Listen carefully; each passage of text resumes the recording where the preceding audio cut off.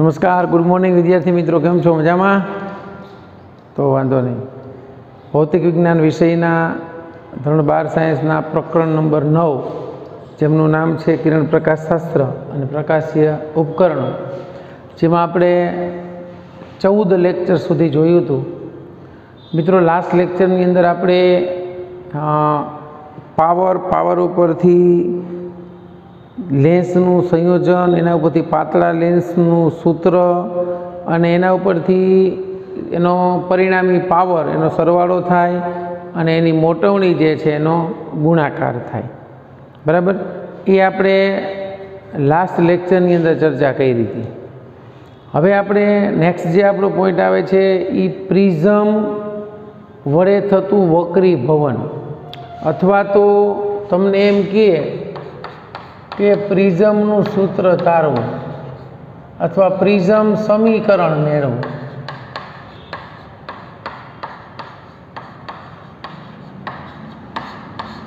Prism एटले शुं? तो कि त्रिपार्श्व, जेने 3 सपाटी होय एने प्रिझम कहेवाय।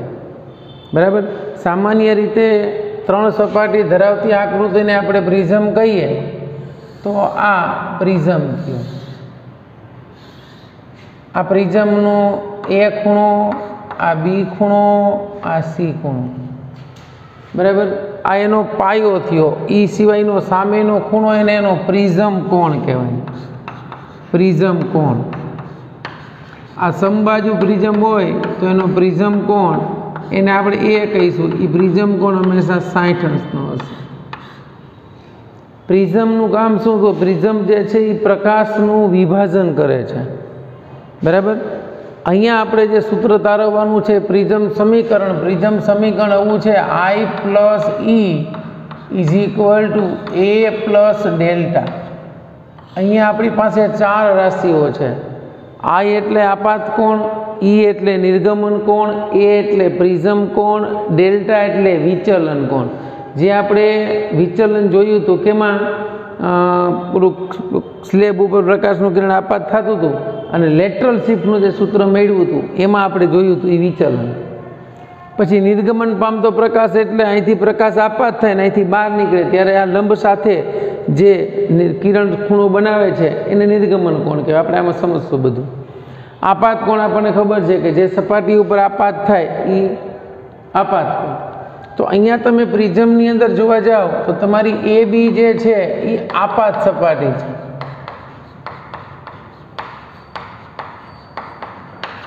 પછી આ એસી જે છે એ નિર્ગમન સપાટી છે। ત્યાંથી પ્રકાશનું કિરણ નિર્ગમન પામે એટલે બહાર નીકળવું। અહીંયા આ જે છે પ્રિઝમ કોણ છે, અહીંયા બરાબર સમજો। આપણે આપાત સપાટીએ લંબ દોરીએ છીએ। આ બિંદુ પાસે લંબ દોર્યું। અહીંયાથી એક કિરણ આપાત કરું છું આ બિંદુ પાસે। આ કિરણ આપાત કિરણ છે। આ આપાત કિરણને નામ આપીએ PQ। આ બિંદુને નામ આપી દઈએ Q। આ એ છે, અહીંયા કિરણ આપાત થયું એટલે આ જે બન્યો એ આપાત કોણ થયો। આ તમારું PQ એ આપાત કિરણ થયું। આ કિરણ અહીંથી વક્રીભવન પામશે પણ કાંઈ પ્રિઝમ ન હોય તો આ પ્રકાશનું કિરણ આમ સીધા માર્ગે જાય, એને બદલે અહીંથી વિચલન પામ્યું, મતલબ વક્રીભવન થયું। એટલું આ વક્રીભવન થઈ અને પાયાને સમાંતર થઈ ગયું। એ ક્યારે થશે એ હું તમને સમજાવીશ। પાયાને સમાંતર, આ પાયાને સમાંતર થઈ ગયું। અહીંયા આ જે આપાત સપાટીએ દોરેલો લંબ છે એને આપણે આગળ વધારીએ। બરાબર, આ લંબ થોડોક હું આમ દોરું છું, ભલે ત્રાસો થાય, એને આપણે આમ આગળ વધારવાનો। અહીંયા આવ્યો એવો લંબ આપણે અહીંયા દોરવાનો છે। આમ આ બે ભેગા થયા છે। અહીંયા નામ આપી દઈએ AQ, અહીંયા L આપી દઉં છું। PQ Q, અહીંયા R આપી દઈએ નામ, અને અહીંથી આમને બદલે આમ જશે। એ આપણને ખબર પડી શું કામ, અને અહીંયા હું S કહી દઉં છું। આપાત કિરણ PQ QR વક્રીભૂત કિરણ અને RS આ નિર્ગમન કિરણ થઈ ગયું। અહીંથી નિર્ગમન પામી ગયું, કિરણ બહાર નીકળી ગયું। આ આપાત કિરણ, આ આપાત કોણ, અહીંયા જે ખૂણો બન્યો એ વક્રીભૂત કોણ R1। પછી અહીંયા જે છે એ વક્રીભૂત આપાત કોણ, આ સપાટી માટે આપાત કોણ થઈ ગયો, અને આ જે મળ્યો ને આ લંબ સાથે નિર્ગમન કિરણ, આને કહેવાય નિર્ગમન કોણ ઈ. આ નિર્ગમન કોણ છે.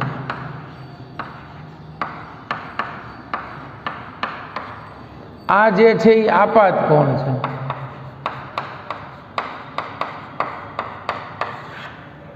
R1 જે છે એ વક્રીભૂત કોણ છે. આ R2 છે એ વક્રીભૂત કોણ છે, પણ અહીંયા કેવો થશે, સોરી આપાત કોણ થશે. કઈ સપાટી માટે? AC સપાટી માટે. હવે જોજો આ જે નિર્ગમન પામ્યું ને અંતિમ કિરણ એને અહીં લંબાવ્યું અહીંયા, એટલે આ જે મળ્યું ને એ ડેલ્ટા થયું. આને કહેવાય વિચલન કોણ અથવા તો વિચલન.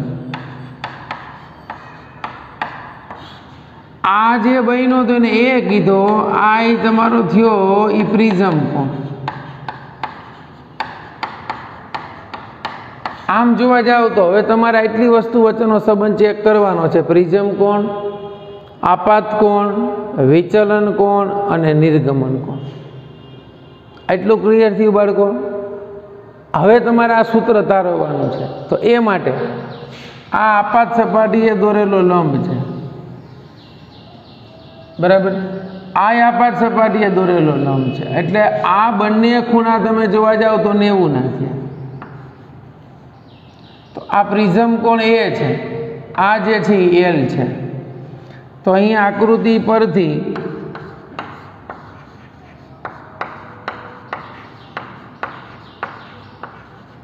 ચતુષ્કોણ AQLR માટે ચતુષ્કોણના ચારેય ખૂણાનો સરવાળો જે છે ત્રિકોણનો 180 થાય. તો ચતુષ્કોણના ચારેય ખૂણાનો સરવાળો જે છે એ 360 થાય, એ આપણને ખબર છે. તો આકૃતિ પરથી ચતુષ્કોણ AQLR માટે તમે સરવાળો કરો તો 360 થાય. તો એના ઉપરથી હું લખી શકું, આના 90 એટલે 180, એટલે હું લખું માપખૂણો A પ્લસ માપખૂણો QLR થાય. આ બેયનો સરવાળો 180 થયો, આ બેયનો સરવાળો કેટલો થાય? 180 થાય. તો A અને L નો સરવાળો 180 થાય કે ન થાય? આને સમીકરણ નંબર આપું એક. આ બેયનો 180 થઈ ગયો, આનો 180 થઈ ગયો, સમીકરણ 1. હવે જો આ જે છે ત્રિકોણ બીજું લઈ લે, ત્રિકોણ QLR માટે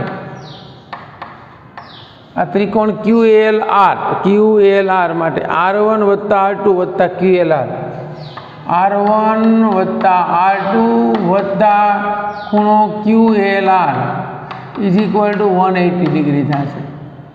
આ જે સમીકરણ મળ્યું એ સમીકરણ નંબર 2 થયું, કારણ કે ત્રિકોણના ત્રણેય ખૂણાનો સરવાળો 180 થાય. હવે સમીકરણ 1 અને 2 પરથી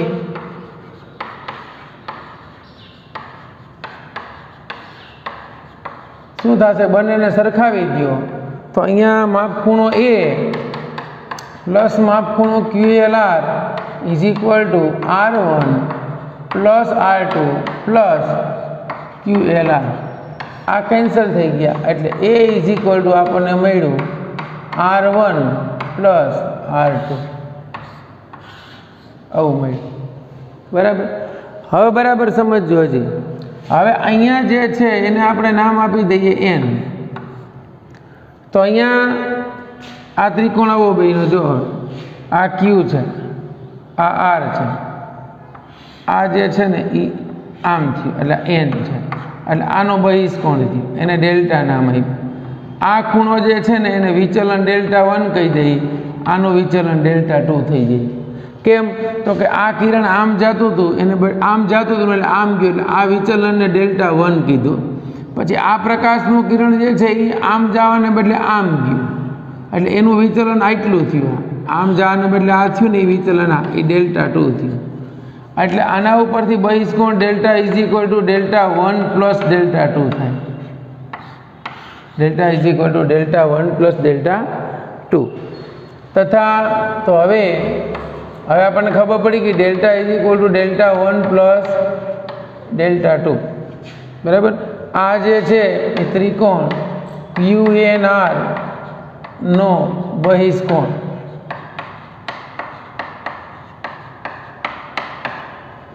હવે તો કે આકૃતિ પરથી હવે જે આપણને આકૃતિ આપી આકૃતિ ઉપરથી તમને ખબર પડી જાય કે આ ને આ એટલે આ ખૂણો ને આ ખૂણો બે એક સામસામેના ખૂણા અભિકોણ થાય.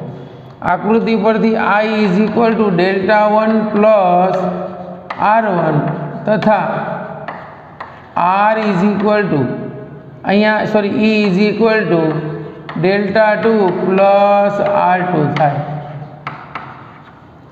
આકૃતિ ઉપરથી તમે જુઓ તો અહીંયા આમ થયું Δ2 plus R2 is equal to E. આટલું ક્લિયર થયું. હવે આપણી પાસે શું છે તો કે ડેલ્ટા ઇઝ ઇક્વલ ટુ Δ1. અહીંયા આપણે Δ1 ની કિંમત મૂકો તો આના ઉપરથી Δ1 શું થશે? આના ઉપરથી Δ1 is equal to I minus R1 થયું અને આના ઉપરથી Δ2 is equal to E minus R2 થયું. બંનેની કિંમત મૂકીએ એટલે I minus R1 plus E minus R2 આ સમીકરણમાં Δ1 અને Δ2. તો ડેલ્ટા ઇઝ ઇક્વલ ટુ તમને મળ્યું I plus E minus common કાઢ લો એટલે R1 પ્લસ R2 મળ્યું. R1 પ્લસ R2 હમણાં તાર્યું ખૂણો એ છે તો delta is equal to I plus E minus A એટલે બાળકો આપણને સમીકરણ મળી ગયું I plus E is equal to delta plus એને આ બાજુ લઈ લીધા. આ જે સમીકરણ છે એને 3 નંબર આપું. આને કહેવાય પ્રિઝમ સમીકરણ. આ પ્રિઝમ સમીકરણ એ આપાત કોણ, નિર્ગમન કોણ,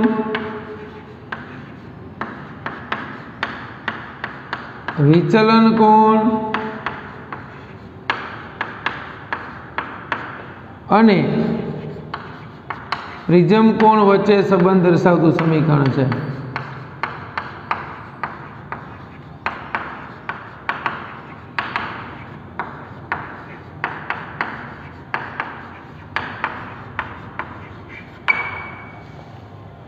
રેડી? ચાલો એટલું લખી લ્યો પછી આપણે આગળ વધીએ. ઓકે, તો આપણે બાળકો સરસ મજાનું પ્રિઝમ સમીકરણ તાર્યું. એ સમીકરણ મુજબ આપણે જોયું કે I plus E is equal to A plus delta. હવે આમાં તમે જુઓ તો આ વિચલન ડેલ્ટા જે છે ને એ I અને E ઉપર આધાર રાખે. જો I અને E ઉપર આધાર રાખે છે. પ્રિઝમ કોણ તો ફિક્સ છે, એ કંઈ બદલાતો નથી. કેમ તો કે એ તો અચળ છે. રેડી? હવે ધ્યાન આપજો કે અહીંયા આપણે વિચારીએ તો પ્રિઝમ કોણ માટે I વધારતા E ઘટે છે, આપાત કોણ I વધારતા E ઘટે છે. તમે વિચારી લો. આપણે ફરી પાછી આકૃતિ દોરીએ એમને એટલે તમને ખ્યાલ આવશે. આ તમારો પ્રિઝમ છે A, B અને C. આ આપાત સપાટીએ દોરેલો લંબ ગણવાનો, એને આમ આગળ વધારી દઉં છું. આ આપાત કિરણ છે, આ આપાત કોણ I છે એટલે આપાત કિરણ આમ થયું, આમ જતું હતું ભલે આમ ગયું. અહીંયા આપાત સપાટીએ દોરેલો બીજો લંબ છે. અહીંયા પ્રકાશનું કિરણ જે છે આમ જવાને બદલે આમ વહી ગયું એટલે આપણે આને કીધું P, Q, R અને S. આને નામ આપ્યું હતું Q, પછી આને L નામ આપ્યું હતું. આ આપાત કોણ છે. આ પહેલાંનો વક્રીભૂત કોણ R1, આના માટે આપાત કોણ R2, આ નિર્ગમન કોણ E અને આ સપાટીને આગળ વધારો એટલે આ થઈ ગયું વિચલન ડેલ્ટા. આને કીધું Δ1, આને કીધું Δ2. અહીંયા આપણે જોયું કે વક્રીભૂત કિરણ QR જે છે એ આને સમાંતર થાય છે. હવે આમ તમે વિચારો કે આપાત કોણ આ લંબ સાથેનો ખૂણો છે, તમે જેમ આપાત કોણ જે છે એ તમે વધારો એટલે આપાત કોણ આમ વધશે. તો આ આપાત કોણ જેવું આમ વધશે ને એમ આ જે છે આમ જશે, તો એનું આ વક્રીભવન જે છે આમ થવાનું બદલે વક્રીભૂત કિરણ આમ થશે, આમ થાય એટલે એ પ્રમાણેથી નિર્ગમન આમ થાય, ડેલ્ટા જે છે ને એ ઘટે. આપાત કોણ ઘટાડો, આમ આપાત કોણ લંબ સાથે ઘટાડીએ તો આ વિચલન જે છે ને એ વધે. તો અહીંયા આપણે એમ વિચારતા જઈએ કે આમ ગયું આપાત કોણ જો આમ ગઈએ તો વિચલન કાંઈ થાય જ.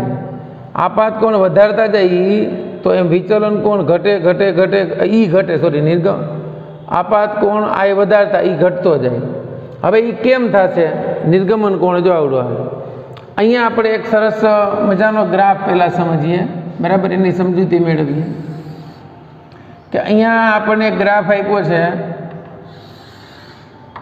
આ આપાત કોણ આઈનું મૂલ્ય છે અને નિર્ગમન કોણ ઈ છે. આપાત કોણ અહીંયા 0 થી શરૂ કરીએ તો આપાત કોણ અહીંયા કેટલો રાખીએ? 20 અંશ, અહીંયા 40 અંશ, અહીંયા 60 અંશ, અહીંયા 80 અંશ, બરાબર. આપાત કોણ જે છે 90 થી વધારે તો હોય નહીં, ખાલી 100 રાખવું હોય તો રાખીએ. એ રીતે આ જે છે નિર્ગમન કોણ 30, અહીંયા 60, અહીંયા 90, એટલે અહીંયા 10, 20, 40, 50, 70 ને 80. જેમ આપાત કોણ વધારતા જઈએ, દાખલા તરીકે અત્યારે આપાત કોણ 20 છે તો નિર્ગમન કોણ સપોઝ 80 જેવો છે, પછી અહીંયા 30 આવશે, 50 આવશે, 70 આવશે. જેવો અહીંયા 30 કરો એવો નિર્ગમન કોણ ઘટીને ધારો કે અહીંયા 30 છે ત્યારે નિર્ગમન કોણ 50 છે. હવે અહીંયા આપાત કોણ ધારો કે 40 છે ત્યારે નિર્ગમન કોણ એ 40 થશે.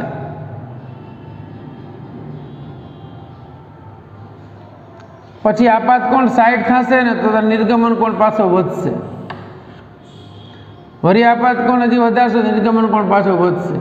એટલે આનો ગ્રાફ છે ને, માનો કે હજી અહીંયા આવો હતો તો આનો ગ્રાફ તમને આમ મળશે. આ પ્રેક્ટિકલી બેઝ ઉપર એ સરળતાથી કરી શકાય છે. આ એક એવું મૂલ્ય મળ્યું, ધ્યાન આપજો. અહીંયા આ જે છે ને આ મૂલ્ય એ વિચલન મળ્યું. આ આપાત કોણ જે છે અહીંયા 40 નો હતો ત્યારે આ નિર્ગમન કોણ એ 40 નો.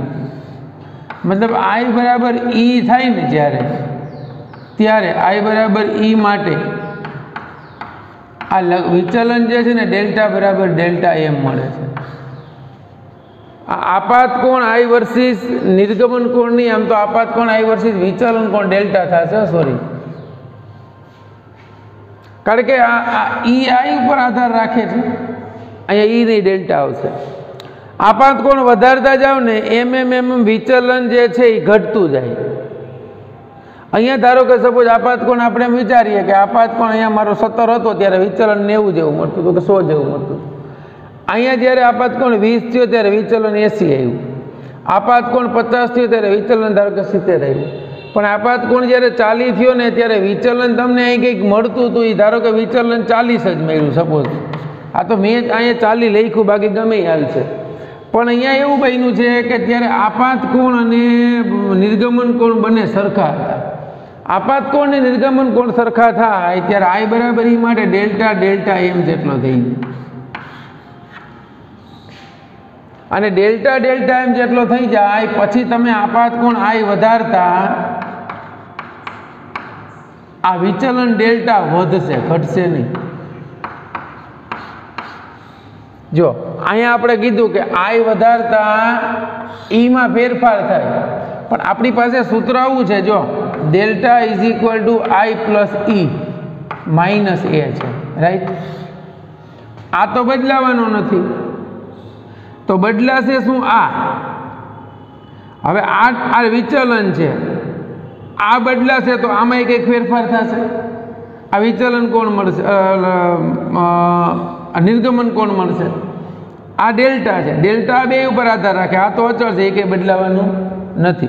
એટલે એક સમય એવો આવે કે I બરાબર E થઈ જાય. I બરાબર E થાય ને ત્યારે delta is equal to delta M અથવા તો એને DM કહે છે, ત્યારે વિચલન લઘુત્તમ થઈ જાય. તો વિચલન લઘુત્તમ થાય તો ડેલ્ટાની જગ્યાએ DM મૂકી દઈએ, I ની જગ્યાએ E અથવા I મૂકો તો I પ્લસ I થઈ ગયું, માઇનસ એ થઈ ગયું એટલે તમને dm ઇઝ ઇક્વલ ટુ આવું મળ્યું 2i માઇનસ એ. તો આના ઉપરથી 2i is equal to a plus dm મળ્યું અને આવું થાય ત્યારે આપાત કોણ જે છે એ કેટલો મળ્યો a પ્લસ dm બાય 2. આ લઘુત્તમ વિચલન વખતે એટલે i બરાબર e થાય ને ત્યારે આ આપાત કિરણ અહીંયા જ્યારે આપાત થયું ત્યારે વક્રીભૂત કિરણ પાયાની સપાટીને સમાંતર બને છે. મેં તમને કીધું હતું ત્યાં તમને કહીશ કે જ્યારે i બરાબર e થાય ત્યારે વક્રીભૂત કિરણ એ સપાટીને સમાંતર બને છે. બરાબર. પછી તમે આપાત કોણનું મૂલ્ય વધારો ને તો વિચલન કોણ જે છે પાછો વધશે. એનો મતલબ એવો થયો કે વિચલન કોણ ડેલ્ટા વધે છે, આ તમે વધારો છો તો આ ઘટવું જોઈએ. XYZ ઈમાં એવો કંઈક ફેરફાર થતો હશે. એ તો નિર્ગમન કોણ છે, એ તો તમારા આપાત કોણના મૂલ્ય ઉપર આધાર રાખે છે. રાઈટ. તો આ i બરાબર e થાય ને ત્યારે આ એક જ મૂલ્ય મળશે. બાકી તમે જોવા જાઓ તો અહીંયા આપાત કોણનું કંઈક મૂલ્ય છે. સપોઝ ધારો કે આપણે લીધું આ 20 છે, અહીંયા આપાત કોણનું સપોઝ કંઈક મૂલ્ય છે, ધારો કે 65 છે. તો આપાત કોણના બે મૂલ્ય માટે તમને વિચલન સરખું મળ્યું.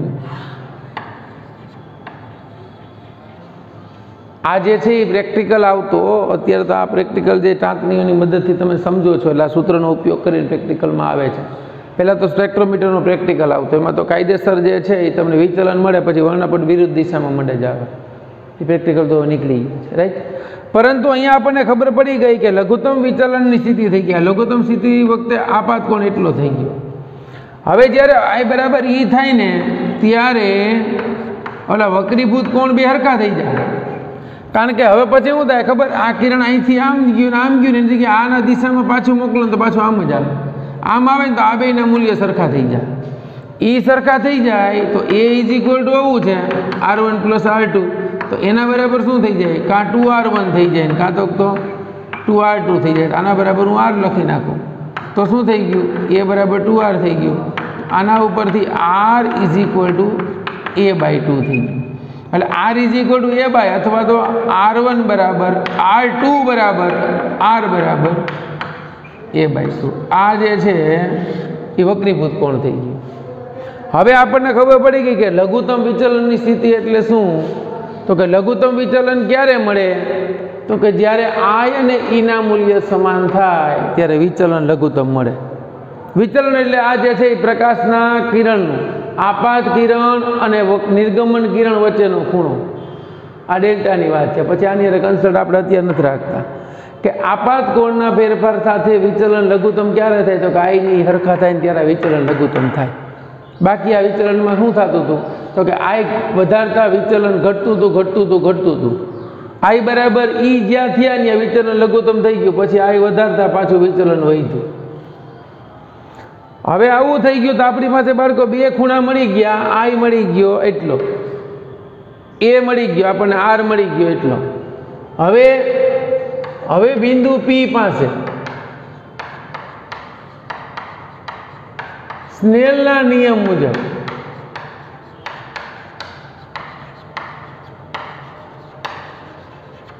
તો અહીંયા હવા માટે વક્રી ભવનાંક કેટલો થશે, હવા માટે n1 બરાબર 1 અને કાચ માટે n2 બરાબર એનો વક્રી ભવનાંક n ગણી. અહીંયા સ્નેલનો નિયમ લાગુ પાડવો છે તો સ્નેલના નિયમ મુજબ n1 sin i બરાબર n2 sin r1. એટલે આપણે આમ લખી શકીએ n2 ના છેદમાં n1 is equal two sin i ના છેદમાં sin r1. sin i કેટલું છે બાળકો, a પ્લસ dm બાય 2 આ sin i અને r કેટલું છે તો કે એના છેદમાં r એટલે sin a બાય 2. એટલે આ બેનો વક્રી ભવનાંક એકની સાપેક્ષે મળ્યો એટલે sin a plus delta m by 2 એના છેદમાં sin a બાય 2. હવા માટે n1 બરાબર 1 અને આના માટે n મળો તો પ્રિઝમના વક્રી ભવનાંકનું આ વ્યાપક સૂત્ર થઈ ગયું બરાબર. અહીંયા ડેલ્ટા અથવા ડીએમ ગમે ચાલે બાય 2 એના છેદમાં 60a/2। આ પ્રિઝમના દ્રવ્યનો વક્રીભવનાંક શોધવા માટેનું વ્યાપક સૂત્ર થઈ ગયું। એટલું ક્લિયર થઈ ગયું? આ તમને પ્રિઝમ કોણ તો આપી દીધો હોય, લઘુત્તમ વિચલનની સ્થિતિ આપી દે તો કિંમત મૂકી દેવાની, સીધો આન્સર આવી જાય। આ જે છે એ કોઈ પણ લઘુત્તમ વિચલન મળ્યું એના માટેની સ્થિતિ છે। હવે આપણને ખબર છે કે જો ખૂણો ખૂબ નાનો હોય, ધ્યાન આપજો, ખૂણો ખૂબ નાનો હોય તો આપણે શું લખીએ છીએ? sin θ = θ। તો અહીંયા આપણે એમ લખી શકીએ ને sin a plus dm/2 = a plus dm/2 અને sin a/2 = a/2 કે નહીં? તો આ જે વિચલન મળ્યું એ ખૂબ જ નાના ખૂણા માટે લેવું હોય તો ત્યારે તમારે લખવું હોય તો આવું લખી શકીએ। તો હવે એ સૂત્રનો ઉપયોગ કરો તમે જો, એટલે અહીંયા મેં તમને કીધું હતું બરાબર કે આઈ વધે તો એ વધે એટલે એ નહીં પણ ડેલ્ટામાં ચેન્જ થશે બરાબર। હવે જો આ સૂત્રમાં આપણે કિંમત મૂકીએ પછી કે વક્રીભવનાંક n = sin, અહીંયા a પ્લસ ડેલ્ટા m અથવા તો dm/2 છે, ધ્યાન આપજો, એના છેદમાં sin a/2 થયું, રાઈટ? તો હવે અહીં તમે જોવા જાવ તો n બરાબર નાના ખૂણા માટે a પ્લસ dm/2 એના છેદમાં a/2, આ 2 કેન્સલ થઈ ગયા તો આવું થઈ ગયું na = a પ્લસ dm થઈ ગયું।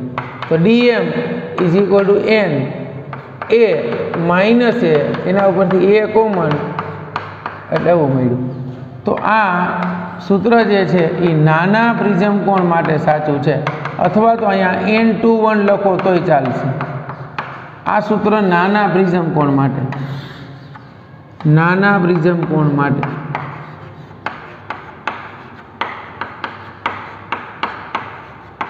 મતલબ પ્રિઝમ કોણ નાનો હોય ને તો વિચલન બહુ એટલું બધું થતું નથી। તો આ બાળકો જે છે એ આપણે પ્રિઝમ સમીકરણ જોયું, એના ઉપરથી લઘુત્તમ વિચલનની સ્થિતિ છે। લઘુત્તમ વિચલન સ્થિતિ એટલે સમજાણું, ફરી વખત હજી સમજાવું છું કે આ ત્રિકોણ છે, ધારો મતલબ પ્રિઝમ છે, આ એની આપાત સપાટી દોરેલો લંબ છે, આ આપાત કિરણ છે, આ એની મૂળ દિશા છે, અહીંથી વક્રીભૂત થઈને કિરણ આમ ગયું તો આ વિચલન થઈ ગયું ડેલ્ટા, બસ। તો આ ડેલ્ટા જે છે ને એ મિનિમમ એટલે કે ડીએમ જેટલું ક્યારે થાય તો કે જ્યારે આઈ બરાબર ઈ થાય ત્યારે, અને આઈ બરાબર ઈ થાય ત્યારે શું થાય તો કે ત્યારે ફરજિયાત આપાત કિરણ પી ક્યુ અને આ વક્રીભૂત કિરણ ક્યુ આર આ પાયાને સમાંતર મળે, અને સમાંતર મળે ત્યારે આ જે છે એ નિર્ગમન કિરણ તમારું ઈ છે, આપાત સપાટી દોરેલો લંબ, આ નિર્ગમન કોણ ઈ થઈ ગયું, આ નિર્ગમન કિરણ થઈ ગયું। તો ત્યારે આઈ બરાબર ઈ થાય તો હવે તમે કિરણ અહીંથી આપાત કરો ને તો સેમ વેથી મળે તો આ બે ખૂણા સરખા છે બરાબર। પછી આપણે અહીંયા લીધા હતા બરાબર R1 ને R1 ને R2, સોરી R1 R2 સરખા થાય, ડેલ્ટા તો વિચલન અલગ અલગ મળશે, એટલે આ બે અહીંયા માટે વક્રીભૂત કોણના આપાત કોણી સરખા થાય। એટલું ક્લિયર થઈ ગયું। તો આ પ્રિઝમ સમીકરણ, લઘુત્તમ વિચલનની સ્થિતિ અને ખૂણો ખૂબ નાનો હોય ત્યારે લઘુત્તમ વિચલન અથવા તો વક્રીભવનાંક શોધવું હોય તો નાના ખૂણા માટે આ સૂત્ર મૂકવાનું, dm બરાબર η - 1 × a। ઘણી વખત ઈટાને મ્યુ વડે પણ દર્શાવાય છે, એટલે મૂંઝાતા નહીં।